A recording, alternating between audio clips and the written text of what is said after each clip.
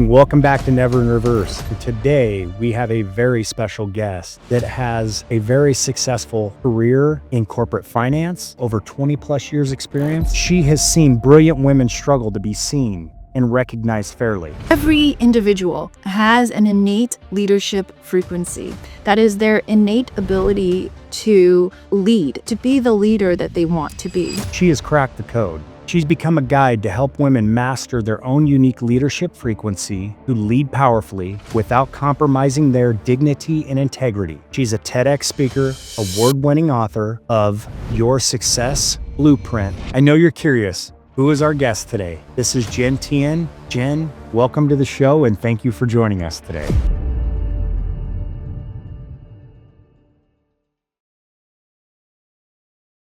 Good morning, Happy New Year. Welcome back to Never in Reverse 2026. Hard to believe. And we've got a very special guest with us today. I am excited to hear her story and her passion, to share with our viewers, listeners. Jen, welcome. Jean Tien, everybody, welcome. Thank you so much, Doug. I'm so excited to be here and to have this chat. It's a great start to the new year. Yes, exactly. Where are you joining us from today, Jen? I'm located in New York, as specifically in Long Island. In Long Island? Yes. Nice. Is that home for you or? It's home. Funny fact, I guess, or a fun fact is that ever since we moved to New York when I was little, I've actually never left New York State. So I grew up in Long Island. I went upstate for school, came back into the city to work, and then moved back into Long Island to live. So yeah, I've always been here. A New Yorker true. Awesome. How'd you hear about Never in Reverse and kind of what sparked your interest in joining us? I love the stories that you have had on Never in Reverse. I love the objectives and the mission as well in terms of raw authenticity, having just frank conversations that I wish we had more of, especially in the workplace. And I was actually just listening this morning to the latest episode with Paul Glover, and I loved his no BS approach. It was such a great open conversation, and I couldn't agree more with what he said. So I love these conversations that you're having and definitely wanted to be a part of it. So I'm very Awesome. grateful to be here. No, thank you. No, and viewers, listeners, I'm going to let Jen tell her story, but, very excited to have you here today. Very career-oriented woman, very successful record in corporate finance. Tell us a little bit more. What your career, but also your passion.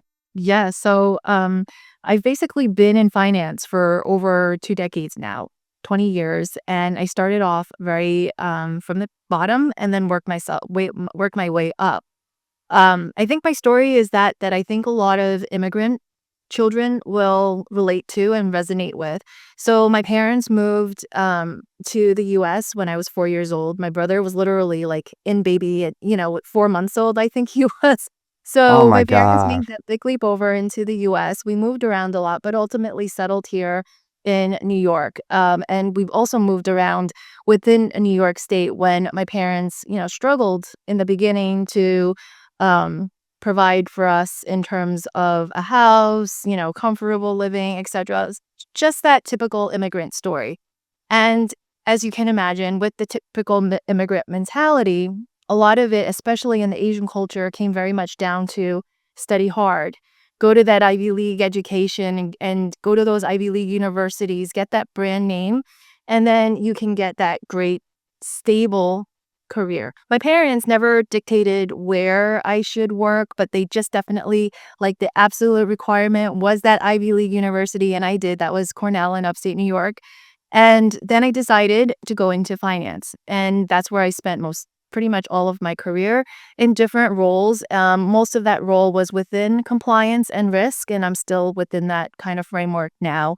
Throughout that period, what was very interesting was that my parents, being immigrants, they never went through or had experience with the U.S., the American corporate work Oh, the place. corporate culture workplace. Yes. Yeah. And Wow. so they very much instilled in me this very, I want to say Asian, just because my parents, taught it to me. But if there are Asian listeners out there and they don't agree, I apologize. But I want to say it's Asian because I remember going to work with my dad in high school, went during over the summers, and every time I would leave the house, my mom would say, "Don't rock the boat. Always smile and be nice and be kind and work hard." And that was the mentality that I grew up with and that was taught. And that was what I thought was required to succeed. And when I got into the workforce, it was pretty much a rude awakening because smiling and being nice is absolutely a part of the requirements to Hmm. succeed. But this fear of conflict was very much something I had to learn on my own and how to work with conflict so that it didn't destroy the success that I had at work or the work that I did, with the products that I produced. So that is what I ended up learning. And for me, it was such a passion for me because I was like, oh, wait, there's such a different way of working. And after a certain level that you reach within your career, it's not just about smiling and working hard and being that good employee. You have to step up to a whole different level, which again, I never learned because, I don't really have anybody to talk to about it because my parents never went through it. And so Exactly. just Wow. having this experience, I was like, wait, there's so many more women out there that have similar backgrounds, that have had the same experience. And unfortunately, business school doesn't teach you how to step up to that next level. They just teach you case studies that, quite frankly, probably won't happen again because they're one in a million situations, right? So if we're not developing our inner wisdom to a sense, or our resilience, or the confidence that we have to be able to handle any situations, it doesn't matter how many case studies we do. When in your career did you realize that you needed to change your formula? You needed to change your recipe. Asian woman, educated, corporate finance. I mean, that's a lot. I mean, what for you, when did you realize where you had to tweak and for your professional growth and your formula and your tactic? Yeah, so it's interesting. My career is probably more error than it is success in the sense that I've had all sorts of different supervisors or bosses, managers, etc. And I would say I probably have the best track record of bad bosses. So I've got a couple. Yes. Mm. Um, it's funny, my husband and I always, like, joke because he's always had this track record of amazing bosses that's super supportive, and I look at him and I always say, like, "Geez, what did I do wrong in my life that I have the exact opposite?" But that said, having these experiences with managers that didn't meet my expectations, what ended up happening was in the first couple of jobs, I can remember, like, when I first joined my first job, I remember crying at my desk because it was just so unexpected. I will say that. And I was like, "Oh my gosh, this isn't really what I was expecting." And so the lessons that I took away from the first couple of job experiences that I had was, oh, okay, I have to keep my head down and just do my work. And if I do my work well enough, then my managers will like me enough so that they will promote me. And I learned this because when I tried to come up with ideas, when I, had questions, I remember one of my managers pulled me aside and started like scolding me because I asked too many questions. And so it was like, so these are the lessons that I was taught. Like, okay, if you don't ask questions, just say yes, figure it out, do the job, then you'll succeed. So I did that for a while, but it didn't help me advance. In fact, it actually did the exact opposite. It pretty much like put me in a position where I was deemed as lazy or, Oh, incompetent or some, to that extent. And so after the second job, I was like, you know what?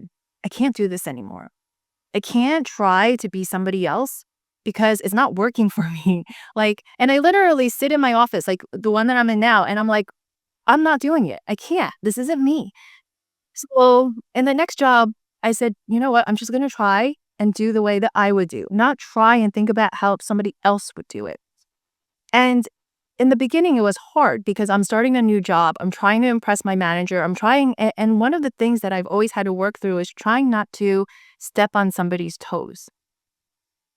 And trying not to do that, it was so exhausting to figure that out that eventually I found a small niche. I found a small area of the business that I was able to support. And that little niche suddenly grew and grew and grew and grew. And I'm like, this is what I have to do. And I started allowing for myself to be more of myself. So very passionate at work, like very passionate. For me, integrity, and what I realized recently is integrity is super important for me. So doing my job, doing the right thing, and making sure that I complete, like whatever I do, it's, 110%. That to me is very important. But what I realized too is that I expect that of others as well. And so it was this interaction back and forth in terms of like figuring out what my values are, figuring out how to work with my values, but then later on in my career, figuring out that not everyone has those same values and learning how to work with that, it became super important. But ultimately, what I had realized was that putting my head down and working just wasn't enough. And people aren't going to recognize you and recognize the work that you do because that's just what's expected. And they're so busy too with their own stuff going on in their own careers on a day-to-day basis. So I was like, okay, well, if they don't know about it, and I'm not the type to like hold things back, like I find it very uncomfortable to like keep things to myself. I'm going to tell you what I've done. I'm going to tell you the things that I've done. And eventually it became just part of that normal conversation. Like, yes, I've done X, Y, and Z. And this is what I accomplished so far. And this is what I've accomplished, and these are the successes that I have had. But when I talk to my peers and colleagues that Right. are women, right? They're Yeah. like, oh, Jean, I can't do that. That's so uncomfortable. Like, I don't want to talk about myself. And so that's when I started saying, I'm like, no, you have to. Like, these are the things you have to do in order to get that recognition for people to see that you're not just a good worker. Like, you know how to speak up, you know how to Right. promote Right. yourself. Be a voice. Yeah, these are Yeah. really important aspects. And so, there's other little lessons here and there, but as I embodied these qualities and these values that I had, what I started to see was I started to create this brand for myself. And people knew exactly what they were working with when they came to me, and people knew how they had to prepare when they came to me. So it actually became much easier to get more done. Gotcha. So they knew you in your due diligence and what you were hoping to expect of them. Accountability, integrity, but first it started with you is what it sounds like with in what I'm hearing, where when they came to you, they knew exactly it was gonna be black and As white of what they were dealing with. Yep. Gotcha. What era and time period was this in? I'm just 'cause I got another question for you, but I'm gonna digress here for a Yeah. second. Yeah. What time period was this? I think really things started to hit like 12, 13 years ago. So like it was literally like my third job after law school that I started figuring this out. And over the last few years, I'm starting to hone a lot of these into um almost like because I'm currently still working. So I still use my working experience to hone my observations, hone the lessons that I have, and also almost like trial and error to see like, okay, could I do this? Because if I can't do it, I wouldn't ask my people to do it either. Exactly, Yeah, exactly. Yep. Little R&D there. exactly. Yeah. Yes, women in the workforce, I mean, there's obviously some very intelligent leadership. In from 12 to 13 years ago, and through your leadership training and guidance and women in their mid-career path, if you will, have you seen any growth and transition?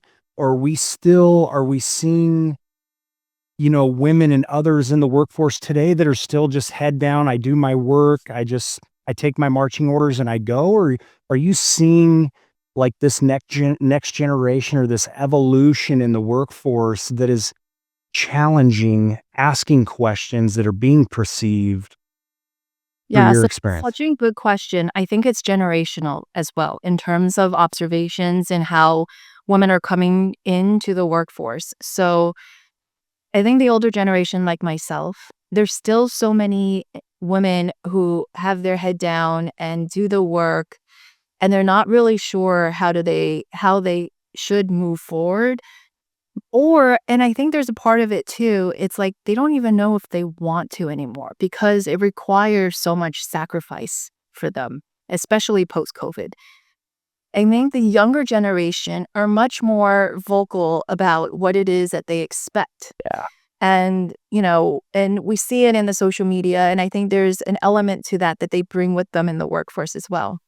Now, I also think that from someone who's older and who's been in the workforce for a little longer, I think you have a bit of a generational conflict, right? In terms of tension, in terms of how we've always worked and the expectations that we have had as an older generation to like how they bring themselves into. And it's because it's not matching that corporate paradigm, that corporate Mm-mm. mold that they're supposed to come in with. Right. And so there's a learning, I think, for both sides, for both generations, there's a learning curve, right? Older generation being able to accept different values, different ways of working. Also, the newer generation, in the sense that authenticity is great. I'm all for authenticity, but there's a level of authenticity where you need that emotional maturity to be able to really deliver and to truly be seen for the authenticity as a positive rather than as a negative. And so there's kind of this like two forces, at work kind of working. But what I would say is for the older generations, that's where I focus on.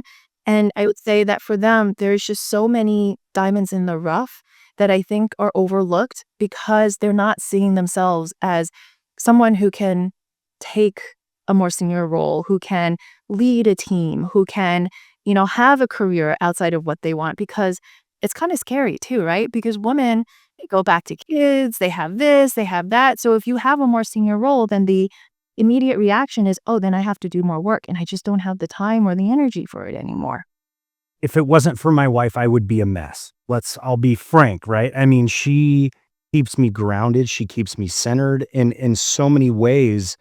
And it's a skill set. I'm sure there's these skill sets that are living within these women, but they just don't know how to break out. How do you, in your passion and your leadership and your mentoring, in women embracing conflict and challenge, how do you get them to, ones that have the skill sets, that have the ability, that should be leaders, that encourage them to build the confidence? Yeah, so that's such a good question because the answer is probably a little unexpected in the sense that I don't get them to know that they are capable. When they come to me, I work with the ones that are just so uncomfortable that they can't handle it anymore. They're just so frustrated that they know that there's an answer, but they just don't know what that answer is. And so, they're just like so tired of feeling this frustration and conflict at work that they're like, I need somebody to help me. I need a solution. And so they're coming to me for that. And then we work on what I call their leadership frequency. So every individual has an innate leadership frequency. That is their innate ability to lead, to be the leader that they want to be. Now, oftentimes, kind of what we talked about before, we, like we've been so entrained to behave a certain way that our innate leadership abilities become these deficits and these negative traits rather than a positive trait. And so it's in helping them rediscover what their leadership frequency is and then to work with them to shift the beliefs again. So, like, speaking out loud is not a negative. Speaking out loud and speaking up is actually good for their careers. They just have to understand how to do that. And that's how I Right, work with right, them. and take the courage to voice their opinion in facts, and yeah, wow. These younger ones coming into the workforce, right? So they're more vocal. I mean, they've had the ability, good or bad or indifferent, and they challenge, they question, where, the generational gap, the older generation, it's like, I just follow my orders, my head's down. If I raise my hand, if I have a question, I don't always voice my opinion. So now you're seeing these conflicts. And then mid-career women that are in these positions, do they feel threatened in what you're seeing in this younger generation that's coming about because they're more vocal, they're more demanding? I wouldn't say they're more threatened. I would say, you know what I mean, like a little off-putting in terms of, wait, we've always been taught, suck it up, buttercup, right? Like, you just do it, you suck it Yeah. up, you deal with it. Roll your But that's sleeves up. Yeah, exactly. And that's it. Like, toughen, like, what do they say? Oh yeah, thick skin. Have thick skin. And I have to say, after 20 years in finance, I still don't have thick skin. I can only imagine. I can only imagine. So, but I think that there's that different value system, and what I really love with the mid-career is that reevaluating their value system. Also for the younger generation, reevaluating their value system. But for the mid-career, it's so transformational when you start to see them reevaluating their value system. Because that's what's driving their beliefs. And the beliefs are driving what they bring to work every day, right? And it's also what they bring home every day, even after work. And so when you start reevaluating that value system, which, to be honest, if you really look at the core of it, it's not the same as what they truly believe in. The value system has been morphed somehow based off of their And experiences. shaped and molded through their Exactly. career. Wow. Gosh, that makes sense. Right. You So don't that think when about you that. start to Wow. reevaluate it based off of what you truly believe in, there's less of that conflict internally and externally as well. And that brings up my next question. I mean, is there framework that you've discovered, that you've unraveled, that you're coaching, around the framework of emotion and retaliation, time, place? Yes. So there's a couple of different frameworks within my programs. In terms of the value system, I have something what I call it anyway, a values vector. And basically, that's like the core work of what we start with, is to identify and get clear about your values vector. So for women, and even for men as well, we Mm. have different priorities in our life. So I would say take the top 3 priorities in your life. For me, it's family, it's work, it's, I don't know, friends, let's say, right? And you have different values. You identify the values within each priority in your life. And you'll see that there's that center part where there's so many of those values that um, jive with each other, that That are exist across holistic to all. their, yeah. Yeah, exactly. But then you have maybe a couple of them in each one of those categories, those life priorities, where they conflict with each other. And those are the ones that we have to start looking at, because that conflict amongst our priorities or within the values that we have is what creates this like frustration. It's This what creates misalignment. this stuckness. Exactly. Got it. Yeah. Yep. Wow. Wow. No, it's true. And when I was a general manager at another organization, I used to challenge employees, ones that weren't happy in the positions that they were in, or if this wasn't the right fit. And it comes down to, we work to live.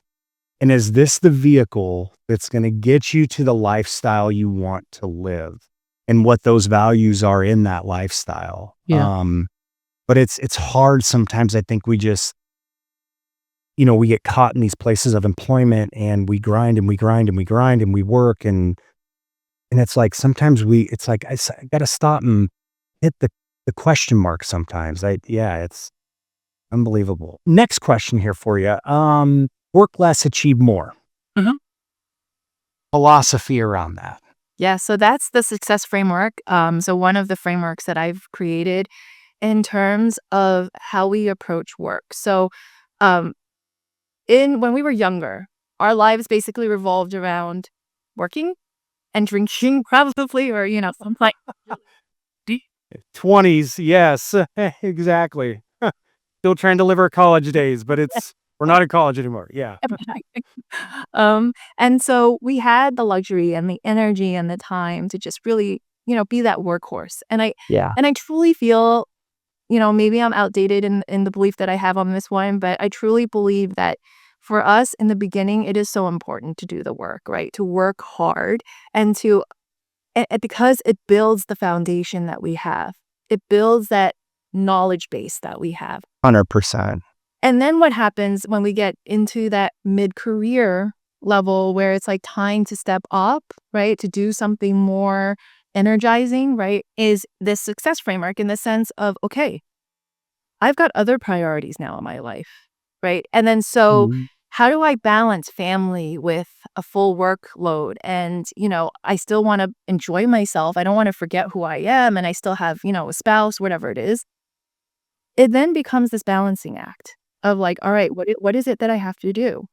And so from a corporate perspective, are you still okay with being that workhorse? Or do you have that knowledge base necessary to become something more than the workhorse, to become that leader, and there's multiple ways of being a leader.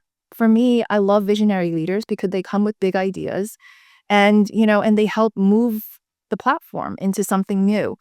And so, but in order for you to do that, if that's what you want to be, then is it still important for you to do like all the work? Or is it important for you to advocate for yourself, ask for a team so that you can delegate and then you can start implementing the big ideas, right? So you're working, but you're not working harder. You're working, and I don't like to call it smarter either because I think smarter is just a misnomer. I think it's working more aligned with what your priorities are. And, like you can do this. And then sometimes I hate the word work-life balance as well as I'm sure you Oh probably gosh, just that's over. a big one floating out there today. Yes, Yes. it doesn't exist. That's the thing. It doesn't exist. It's a work-life balancing act is what I would say. And it's not an act per se, but it's just kind of a harmonization, for lack of a better word, because there are days where I need to work longer, but then there are days where I can work shorter because I prioritize my son's, tennis game or my Yeah. daughter's school play. But without that type of harmonization between work and your outside of work life, that's burnout. Yeah. And then so you're not going to want to keep going. It's going to become pretty depressing. No, and you're so right. It's everybody tries, this work-life balance. It's like we're trying to take this teeter-totter and we're trying to just find that area to where that pendulum's not swinging, but that's not life. There's going to be requirements at home that are going to require more of you, and then there's going to be things are good at home. There's going to be more at work that are required of you. That's a great point. I guess I've never really unraveled that to think of it in that fashion because you're right. There's going to be demands in different places, different times, and now how do you juggle that? How do you in a leadership standpoint when you have others on your team that you have trust that you've established and built and expectations and it's going to holistically make it all come together. But Yeah. that, Yeah. I know that's wishful thinking in a lot of cases, but yeah, Well, I think leadership and trust goes pretty much hand in hand, and one can't exist without the other. So yeah, so 100%. so Yep. critical. Yeah. Yep. Yep. And experience. And the greatest leaders that I've had in my experience through my career path have been the ones, in lack of better terms, have jumped in the trenches with you. They've been in there. They see it. They know it. And then when you come back and you know, bring information back to them of the challenges that you're seeing, out on the floor, out in the market, that it resonates with them and they respect you for that. You respect them for that. But I know we can go on for quite a while, but Jen, thank you so much. I mean, there were so many highlights that I know personally I'm going to take away with me today in our conversation, and I can't wait to go back and watch this again. Just I'm gonna have to take some notes because there's some big takeaways in just our conversation today. But Jean Tien, corporate finance, passion and leadership, mid-career women and beyond, a book. It's called Your Success Blueprint. It's on Amazon if anyone's interested, but it walks through that framework of how to work less hard and more aligned and yet be more productive because it lights you up to do it then instead of feeling like an obligation.